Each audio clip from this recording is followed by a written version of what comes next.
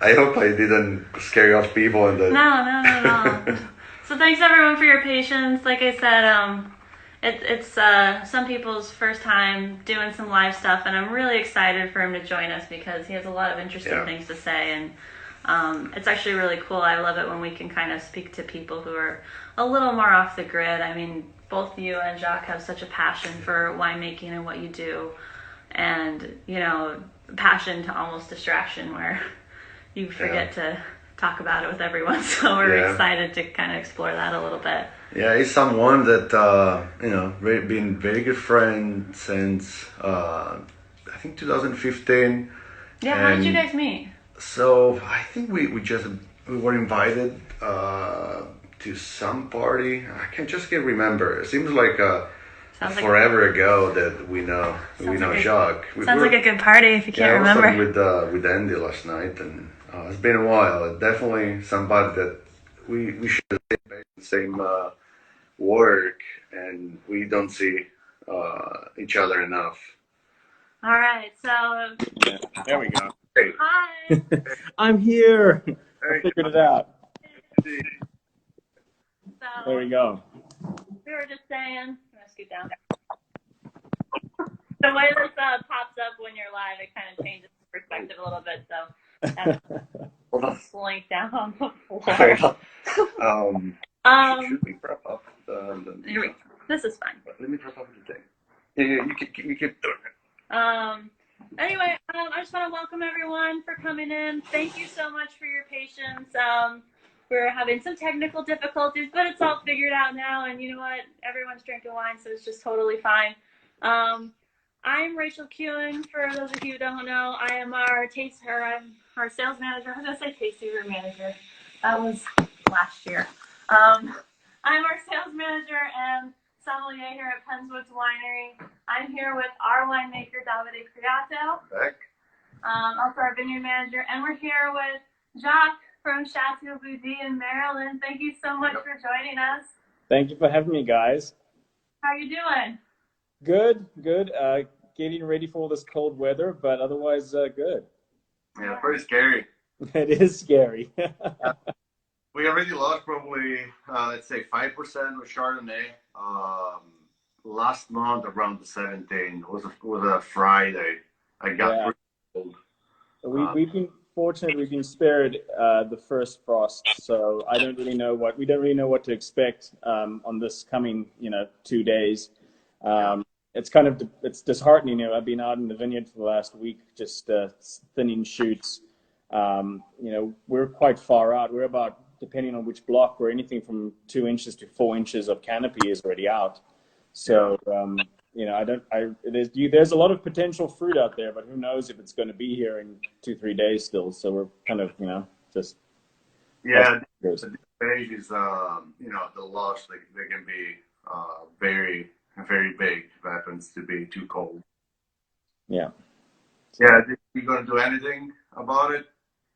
Well, not really. I mean, we're supposed to have like 15-mile-per-hour winds pretty much for 2 straight days. So there's really nothing we can do. I mean, you can't really put a heater in the field because, the air is moving. I've been here now this will be my 6th harvest, 5 years already. And we've never had a frost scare. So it's kind of a difficult position to be in. How much do you invest in equipment and supplies to prevent a frost when it's only happening, maybe twice a decade or less? So we don't really know. We'll have to see what happens with this, and then determine if we're going to have to make adjustments in the future or not. So. Yeah, what I experienced, I've been working Penswoods since 2011, as you know, and with this kind of situation, it is some varietal they'll be damaged, some they'll be damaged a little less. So you'll get maybe all the early varietal they're probably going to be short, and like Cabernet or those late varietal they're going to be just in full production. So it's what it is, I guess. Yeah, no, it is. So everyone who's joining us in, we're going to chat a little bit about Davide and Jacques' experience. Davide is from Italy. Josh in South Africa. Both are full-on American guys now, but we are super excited to hear about your experiences, your background in both countries, and kind of how that relates to the wine you're producing on the East Coast, some similarities, some differences. Jacques, since you're our guest here, I would love for you to tell us about, how you got your start and, So and all that. wine runs in my family, but in a different sense. I don't come from a family that has a wine farm or an estate or anything like that. So a pretty artistic family. My mother was a prima ballerina and a ballet teacher for 30 years. My brother is a musician with a doctorate degree in music, and my father is a mechanical engineer. So as a kid, my father got his start, so to speak, in the South African wine industry in the 1970s, where he was brought on as a project manager for a winery called Boschendal. And from there, he has over, we're talking about 40, 45, almost 50 years of experience in wine industry in terms of designing and establishing production facilities. So as a kid, everything from the age 7, I used to drive with him out to the country and meet owners, winemakers, run around the vineyards, run in the cellar, or the building sites of cellars. And as they became accomplished wineries, I stayed obviously in contact with these people over time. So by the time I hit high school, I had over a decade plus of experience of just meeting people and kind of getting to know the wine industry. So I had a good feeling of what I wanted to do once I left high school. From there, I studied with Stellenbosch University in Elsenburg's department, and I did my degree there. I've done a bunch of harvests back home, and roughly about 2010 to 2012, I fell into more organics and biodynamics on the winemaking side. And then I decided I was going to go try the US and go into a total different market in terms of, I like to think of this industry as still very much the Wild West of winemaking in the US. There's just so many things we have to deal with. And every year is different. The consistency is something that we always have to strive for and play with and work around. So my background is kind of, it's a very different one, but it's been good for me to kind of experience that. So. Awesome. Where did you start? Was in New York State? I came into the U.S. through Connecticut, actually. I had funny enough, I might have to run and get a charger because I didn't know this was going to be on the phone. But I will. So I'm going to be running through the winery in a bit, or in the tasting room. So that'd be fun. Happened to me last. I'll actually let me do that while I'm on the phone. I came in through Connecticut. There was actually another Jacques, which is kind of very rare, and he was an ex-South African as well, or an expat. He was working for IBM at the time, and I guess he still does work for IBM. And he was looking for a vineyard and a winemaker for their small property up in Connecticut, and a way to improve this old. They had bought an old winery. Actually the oldest in Connecticut at the time. And I joined them in the hopes to kind of improve their wine for them. And I worked with them for about 2 years. So that's kind of where it all fell in for me. And yeah, that's how I joined. After yours, Lauren. Say again? And where you met your wife? Oh, my wife, Lauren. I met Lauren in Connecticut as well. So, she is a firecracker on her own, and I was fortunate enough to arrive here with very little to my name and somehow bag a beautiful woman, and we from there moved down to Maryland 5 years ago. So that's kind of how it goes. That's good. Awesome. Good journey. Good journey. Good journey. Yeah. Davide. I mean, I know a lot of people from Tenswoods kind of know a little bit about your background, but. Yeah, but it's funny. A lot of things that you said, I didn't know about you.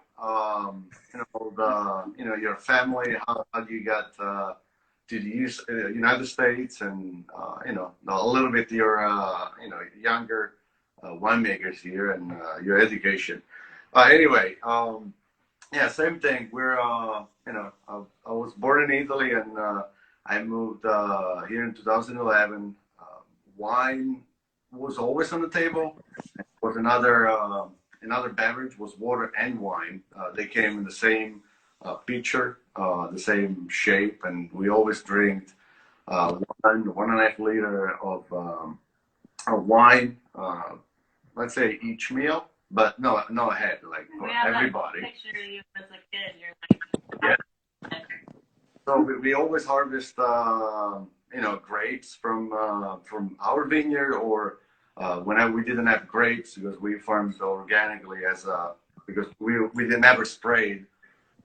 We bought it from the neighbor that was a little bit luckier than us. So we always made wine for home, very small quantities. Nothing. I just I got involved in wines when after high school.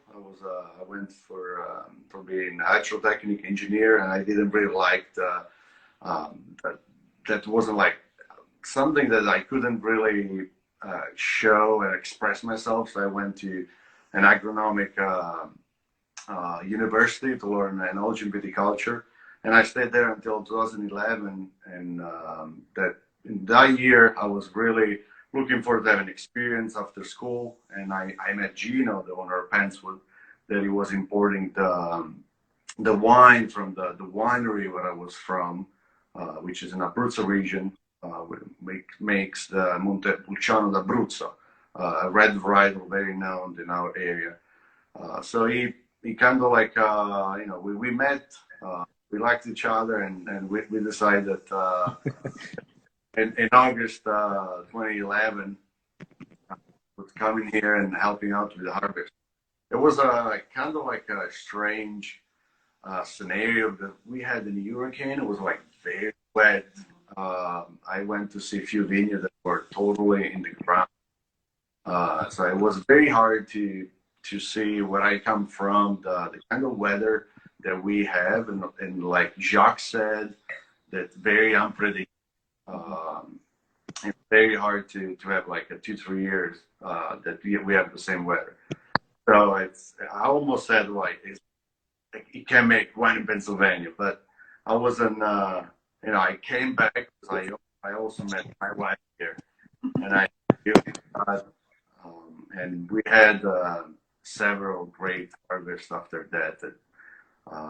They were like amazing. We have great products. So, and this is like a little bit of my, you know, journey. mm-hmm.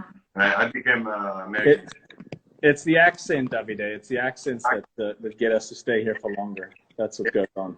I know. So yeah, no, I agree. I think the biggest before my first experience actually of East Coast winemaking was in 2009, and totally by coincidence, I was planning to actually go to California, but I ended up having knee surgery, and it kind of put me out to a point where I just didn't feel like I could get there. And I then made an acquaintance who knew a Maryland winery who was looking for help. And I decided, you know what, I'm just going to do it, post-surgery and all. And I came over, and it was my first introduction to Brody vineyards at the time. So it's kind of strange. I did a full circle, you know, over 3-4 years later, not even knowing that I would be back here, and experiencing, you know, East Coast winemaking is a very different animal. We're just so used to Mediterranean weather, where it's, you know, rain in the winter and then perfect and dry through the summer, and you know, going from there. You know, for us, it's here. I think the biggest challenge is growing quality fruit and then picking that quality fruit and finding that window between thunderstorms and heat waves to pick, especially whites. I think if you can get past September into October, you're pretty good with your reds, which is like the best time of the year here. So yeah, it's a challenge, but it's a fun challenge at the end of the day. Life, you only live once, so as much stress as possible. It's the best. Keep on your toes, Yeah. you know. I was at Oregon winemakers. They're like, oh, the winemakers out east, you know, you never get lazy. Yeah. We have so much risks, and we have to deal so many things other winemakers there. I've got my laptop charger back now. One of my staff members brought it to me, so you guys are getting a little wobbly tour, but I'm getting there. Yeah, well, tell us a little bit about Bougie. I know it's not too far. It's like what? Yeah, so Hour. I guess we're about maybe not even an hour from Penswoods. Yeah. And we're right on the Bohemia River, the Chesapeake River, which is a wonderful place. Actually, it's a real special spot for the Eastern Shore. Growing fruit out here is also being quite exceptional. We were fortunate that our vineyard manager Brian Dickerson, who Gino and Davide know very well as well, works with a lot of Pennsylvanian wineries.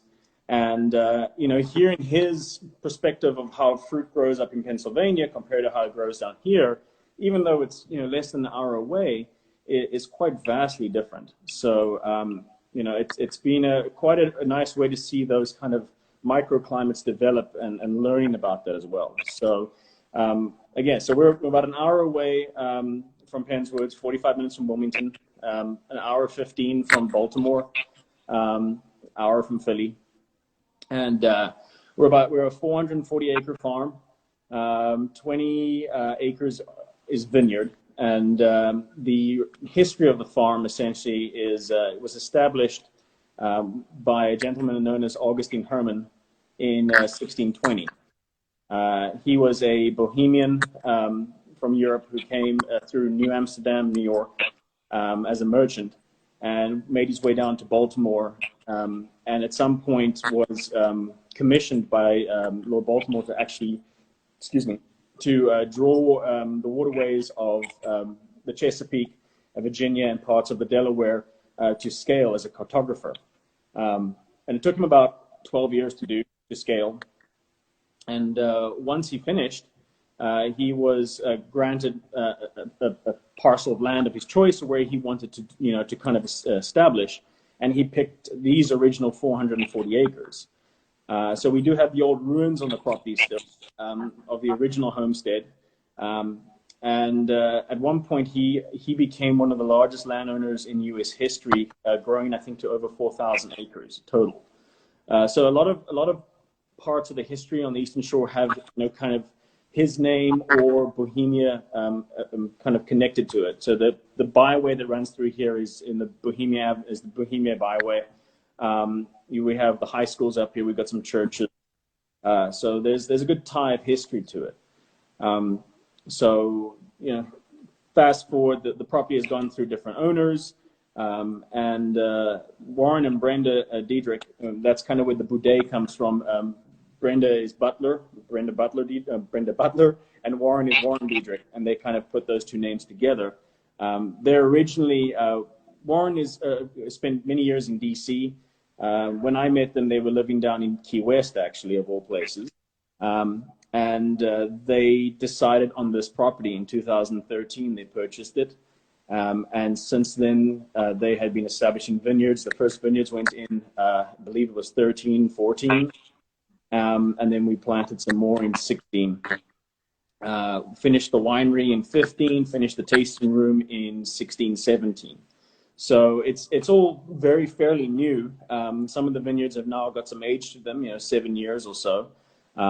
But we've been able to, grow our reputation over time, trying to do it as organically as possible. So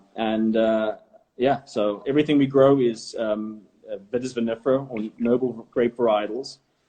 We've got 3 clones of Sauvignon Blanc, 4 clones of Chardonnay, a clone of Cabernet Franc, Cabernet Sauvignon, Pinot Noir, Pinot Blanc, Bruna Veltliner, and that's it. So everything is kind of either super early ripening or really late. So it's kind of chaos in the start, peace in the middle, and then chaos at the end again. So I don't mind it. I like it. So it's good. Yeah. So that's they established this brand, and we're working our way into producing premium quality. It's all about the best possible wine here, or at least the goal for that. So, yeah. Yeah, that's the goal. That's how the things that keeps us running. You got to do the best. Yeah. Anything you're drinking right now? Yeah, so if I'm not moving around the whole time, Yeah.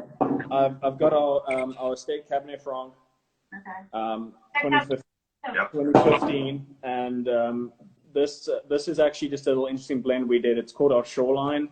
The Shoreline kind of denotes we have our Chardonnay and our Sauvignon Blanc down at the river, and the plan is as these vineyards kind of age in maturity, this coming year would be the first time we would actually incorporate all four white varieties in a blend. So we would have some Gruner, Pinot Blanc, Chardonnay, Sauvignon Blanc, and this will be kind of like a farm blend, so to speak. So the first vintage was just Sauvignon Blanc and Chardonnay, stainless steel Sauv, and a small portion of oak Chardonnay. So it's really got a real nice crisp acidity. A lot more, I would say, dominant on the Sauvignon fruit, kind of primary fruit, and the Chardonnay just gives a nice little weight in the middle, a little hint of oak, just to round off. For me, wine is all about balance. If it doesn't taste balanced, it's just you can get becomes a little boring after a while. It becomes very one-dimensional. I like to see how a wine develops as it even warms up in the glass. So balance of a wine is more important to me personally. So. Absolutely. So in the future, are you thinking to co-ferment all those four varietals, or you're still going to No, I'll keep them separate. My goal, I think, overall will be my Pinot Blanc and my Gruner will be stainless. My Chard will be oaked, or at least I might do a stainless Chard and an oaked Chard. And my Sauv will stay stainless. And then from there, kind of building back. I think the beauty of working in let's say boutique wineries, micro wineries, is that no year is the same. So we all kind of have to, it gives us that ability to make it almost a unique wine every year. I enjoy that a lot more than being that kind of standard same, try and aim for the same every year. Yeah, you don't want to be like the last year. We got to make the wine as just like this year. Yeah. But this is the fun part. You always want to respect the vintage. Let's see. We have a question. Andy says, Jacques, what's your favorite varietal from South Africa? Anything similar here? I know when I think of South Africa, we were talking about earlier about Chenin Blanc and Pinotage, but yeah. I would say, from a white perspective, for me, it's everything. It's Sauvignon Blanc and Chenin Blanc, and for different reasons. Sauvignon Blanc is a very primary driven fruit where it has a lot of, depending where it's grown and in what climate, will give expressions of either a lot of green fruit flavors, or it can be a slightly more tropical stone fruit style. So we have a very vast kind of parameter for it. Everything from kind of more, let's say, New Zealand style to Californian style can be grown in our region. So there's that beauty. And Chenin Blanc, South Africa, I believe, is still the largest plantings of Chenin Blanc in the world. With Loire, I believe, being still second to that. And the history of Chenin in South Africa was more the nickname, so to say, or the Dutch name for Chenin back home is Steen, which is kind of means like stone, and it's seen as a building block of the South African wine industry. It's a grape that can produce a lot of fruit and produces typically quite a bland or blank grape flavor, which gives the winemaker a lot of opportunity to expand on what he wants to produce. So it obviously gets used for brandy. So we make a lot of brandy back home as well. From whites, those are greats. And then for reds, for me, I think it's personally, I still love Shiraz or Syrah, whichever style you want to enjoy it. And Cabernet Sauvignon is still great. A little more herbaceous for me. I like herbaceous cabs. So. What about you, David? Anything like from back home? Oh well, we're known for the reds. My region is I would say like 65% Montepulciano d'Abruzzo as the great history in our region. Produced in 800, where a lot of people started to grow this Montepulciano and had like great results in quantity and quality. But recently, it really showed in the 80s, 90s when the bigger wineries start to making like from bulk production of Montepulciano to really good bottles, unique. Like I mentioned, a few like Valentini, Zaccagnini.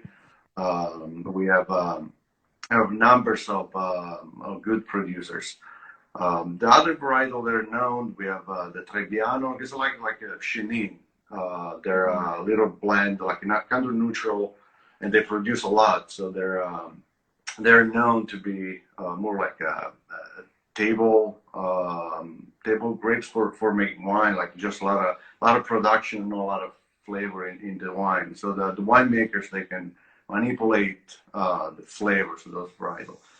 And the past 10 years, we have autochthon varietals like Pecorino, Passerina, that they're taking over a little bit of the time in the market. They're thriving varietal with a lot of acidity, so they're very intense flavor, and the state is helping to rediscover this varietal and helping the young generation to go back and appreciate it, don't just move out to the country, to the city.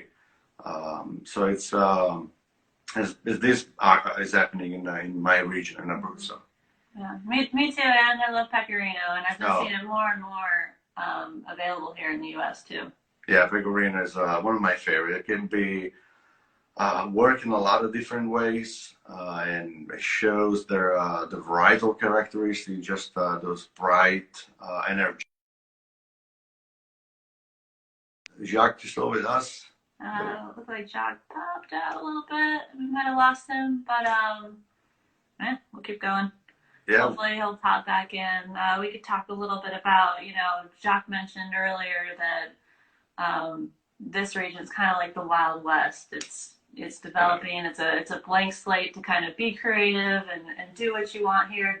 What opportunities do you think there are here on the East Coast? Are there any great varietals that we're missing out on, in your opinion, or what are your thoughts on that?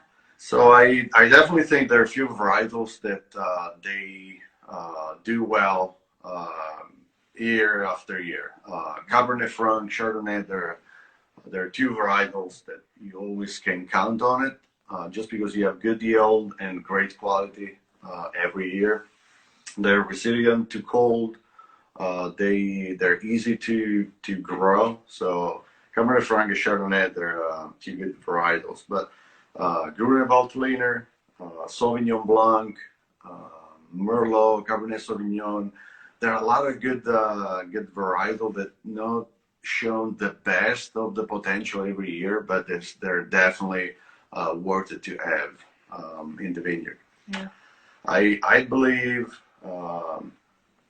Chardonnay, Pinot Noir, all those international varietals, they're very, you can work in a lot of different ways, and it's something that interests me a lot, because we love to work with these varietals a lot.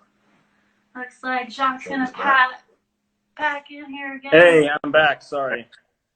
You're sideways, but at least we have you back. Yeah, I'm back. Sorry. Yeah. We were just chatting about opportunities we have here on the East Coast as far as varietals. Is there anything not planted or you're not growing that you would like to explore? I was telling Davide, I recently read some plants around here from Saporali, some Nebbiolo. I think I would like to see what Sangiovese could do here. I think that's maybe something, if I had to go plant something again, maybe that's something I would play with. We used to have Merlot on the property, but it decided it didn't want to be here anymore. So we transplanted Chardonnay, and the Chardonnay seems to have taken. It's for some reason, I know that it was a very harsh winter in 2013, and it just struggled. But I think Sangiovese, from a rate standpoint, and to be honest, from a white side, I think the only other wine I would consider like wanting to play with it maybe Pinot Gris, because I do have Pinot Blanc and I have Pinot Noir, and I know I can grow both. So I would like to think maybe the third option is possible. I do enjoy growing Sauvignon Blanc. and Cabernet Sauvignon, and even Cabernet Franc, mainly because they grow really nice and straight. So the vineyard work is a lot more manageable, enjoyable. Some of the hybrids I've worked with in the past and some noble varieties, they like to grow at a 45-degree angle, and it causes problems with fruit structure and just overall vineyard health. So yeah, I think Sangiovese would be something I would like to try. I mean, Davide would probably think I'm crazy, but I don't know, Sanjay. It's just it's hard to, they again have like very tight tenants. I don't know. It just I think I would just bet a little bit more on whites, like you said, like Pinot Bianco, Pinot Blanc, is good grapes that I would like to try here. We have Pinot Noir, Pinot Gris. We work with two different Pinot Grigio. They're around us. Beautiful, beautiful wines come out of it. So I will definitely take you on whites. For the reds, I don't know. She mentioned Saporati, maybe like a Brazilian varietal growth, pretty like a remote place and has a long history, and maybe will be good choice for this kind of climate that we have. yeah. I just I like to explore in varietal, but what we have like Cabernet Franc, Merlot, Cabernet Sauvignon, they're and Pinot Noir, they're the staple. I think that we have to invest to make this top notch, always better. Let's talk a little bit about Cabernet Franc. I know you're drinking ours. We're drinking ours. We can talk a little bit about that. But a lot of people say it's kind of the red varietal of the region. I think this is something that's going to define us as a region. I mean, I would love to. Is one thing, because we have very unpredictable weather. Maybe Cabernet Franc could be, because we always have a good crop, and quality of the grapes are all very good. So it could be one of the varietal. I just think for now, Pennsylvania has to be 4 or 5 varietals in the scenario, in the target. Yeah. Yeah. I think for a lot of people growing fruit on the East Coast, it's definitely going to go a step further from just saying which varietal. It's also going to be what clone of that variety is going to be successful. And the rootstock. Yeah, and the rootstock. I mean, there's a lot of newcomers to the industry, and also a lot of old wineries that maybe just don't have the time or don't have the financial position to change their vineyards right now. But rootstocks play a big role in terms of what kind of root system you're going to have. If you have too fertile soil, which is largely the case on the East Coast, that you need a rootstock that is essentially restrains the vine's growth itself. And then from further clonal point, if the fruit that gets produced, are these, especially with Cabernet Franc, my Cabernet Franc, for example, is a very nice open, loose cluster. So I don't get a lot of rot or issues in it at all. And, I think that's also a big play for people. I know some people who know they tell me you just can't grow Cabernet Sauvignon on the East Coast. I don't know if I'm just fortunate, but the clone that I have, which I believe is 412, I have to check on that again. But so far, for the last 3 vintages, has been really great. And I think maybe we're just fortunate in that sense. So clonally, it's going to be a big decision. Yeah, just the vineyard practice, your canopy management does have huge impact on your fruit quality. Yeah, it just not the clone, the soil, the climate, of course, they're a big part. But how you manage your canopy, when and how you pull your leaves, how many cluster for shoots, and the position of your shoots and angle. Oh yeah. No, it's a I think if I have to choose, because I do very much what Davide does as well. I'm on the vineyard as well as in the wine. In to me, what is more important is the vineyard practice. And the saying goes, so to speak, that a great winemaker can make amazing wine with great grapes, but he can't make amazing wine with mediocre grapes. It's kind of like that's if the best you get is mediocrity, or let's say bad fruit, that is it. You're never going to be able to go into a wine that has nice depth and dimension. So for me, it's extremely important, and I kind of hang my hat on it, is growing exceptionally good fruit, so that when I get that fruit in the winery, autumn is easy for me. Easy, it's very little issues, so to speak. So I'm also very much I don't like to do too much to wine in the winery. I let nature do its course more than anything else. So yeah, it's low intervention, and you work hard in the vineyard, you don't have to do much. The fermentation will be going through nicely without many issues. Everything's going to be smooth. Yeah. Tell us a little bit about. We'll talk about kind of what our Cabernet Franc looks like. What's your aging process? Tell a little. So I've experimented a little bit in the past 3-4 vintages.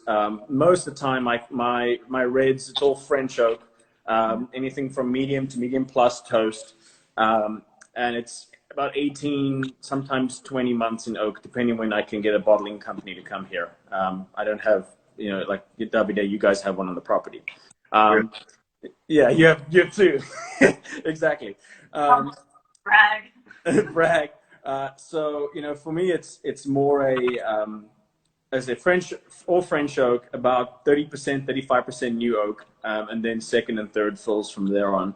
I did experiment in 2017 with a Cab Franc that I'm bottling now in July that did 26 months in oak. And it's been a first for me. I've done just shy of 2 years before with wine, in South Africa, where it can be kind of standard. But to do it here on the East Coast, you really have to feel like you have an exceptional year or a wine that could potentially age that long in barrel. Because, the longer it stays in the oak, you're going to have micro-oxygenation, which will soften tannins and bring on other kind of tertiary flavors, but you're going to start losing primary flavors. So we don't want to lose those raspberry, cherry, black currant kind of flavors, depending on what style you have. But this wine did hold up very well. So, for me, I think I'm going to be falling more and more into that 2-year bracket for my reds in oak. It's also a way to kind of allow those tannins to soften up and to, make the wine, say, more approachable, a little more friendly to the immediate market. I don't have a problem with, understanding the wine needs time. I think, I would like to think that many wine drinkers or wine connoisseurs would like to buy a wine knowing that they're putting it aside. I think generally our wines on the East Coast are modeled to more European style.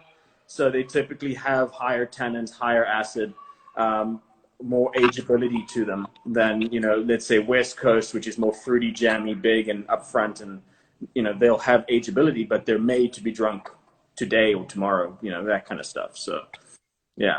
I agree with you. We got a great, always a good acidity support, tannin structure.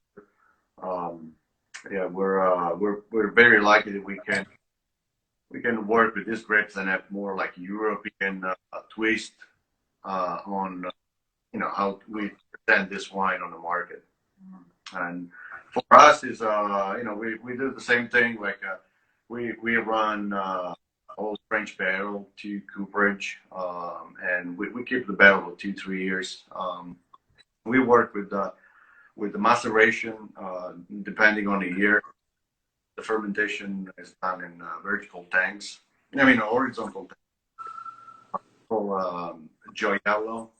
So all the pomace, the skin gets submerged throughout the whole fermentation, the aging. So we have a great extraction and from the skin of the grape. So we always have great color and great body and good ageability. And like Jacques said, 2016 for us was a great vintage, and we left the wine 2 years in a barrel.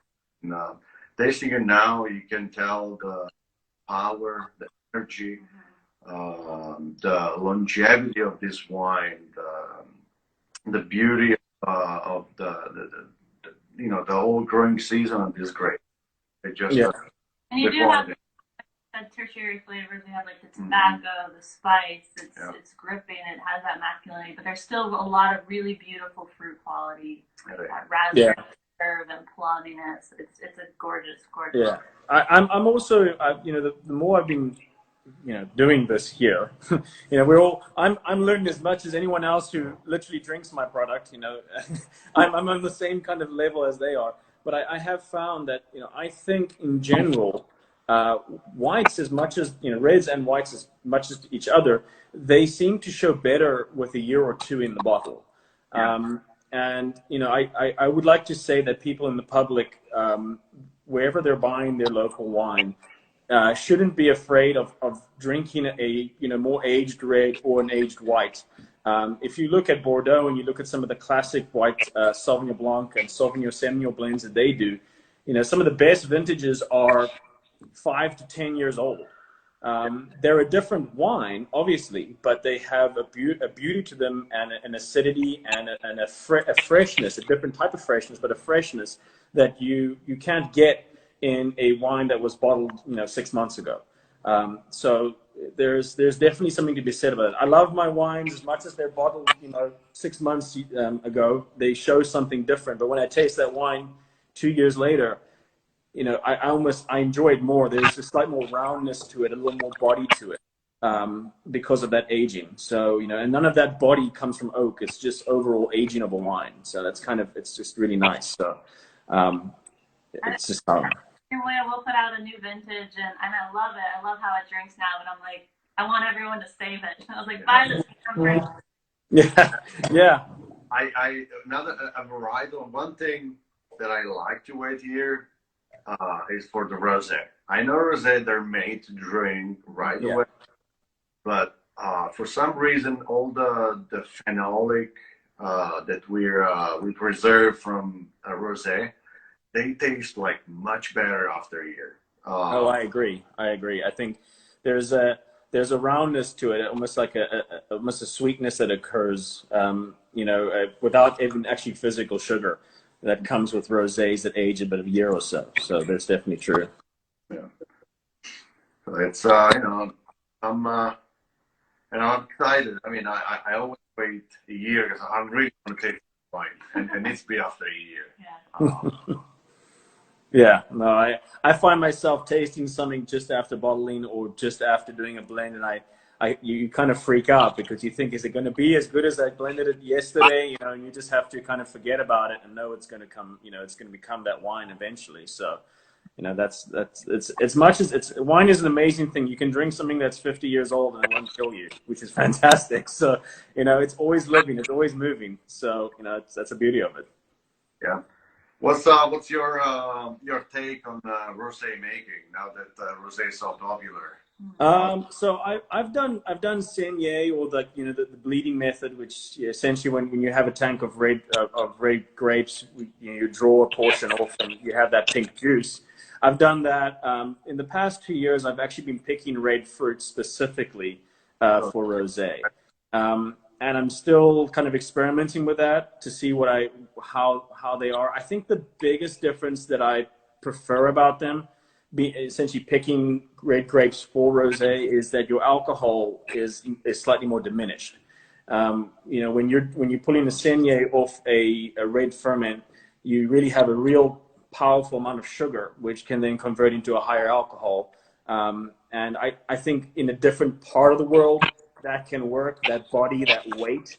But I think with the fruit and the environment we work with, the alcohol can really quickly overpower and just diminish everything you're trying to work towards.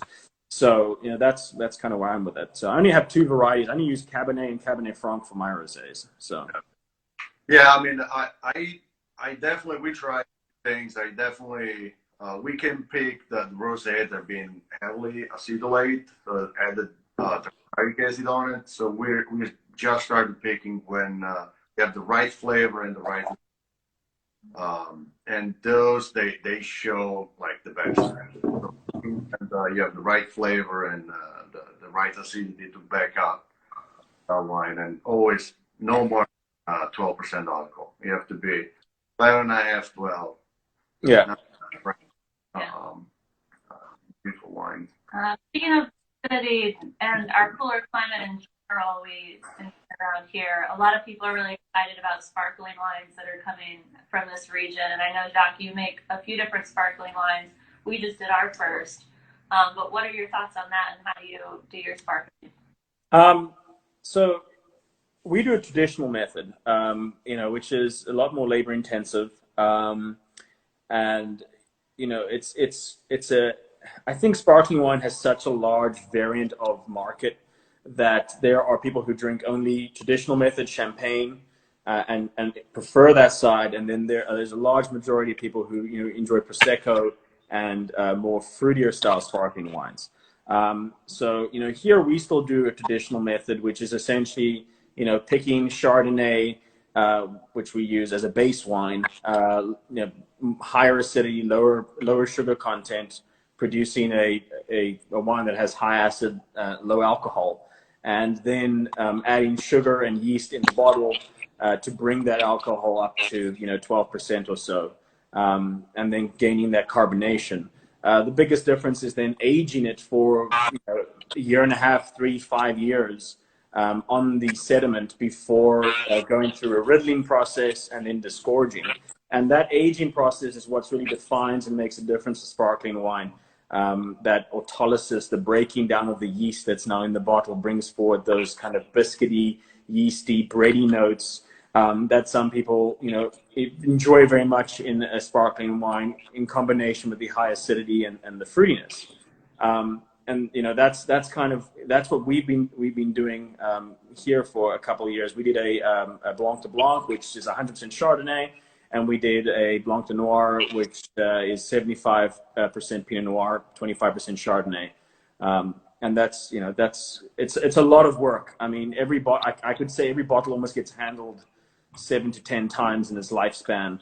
From filling to the point it gets to the counter. So it's a lot of work, but it's worth it as well. So yeah, we have another approach. We're a shot method, so the whole second fermentation is done in the tank, and the fermentation is finished. It gets filtered, keeping all the carbonation, the CO2 that's been built up by the yeast fermentation.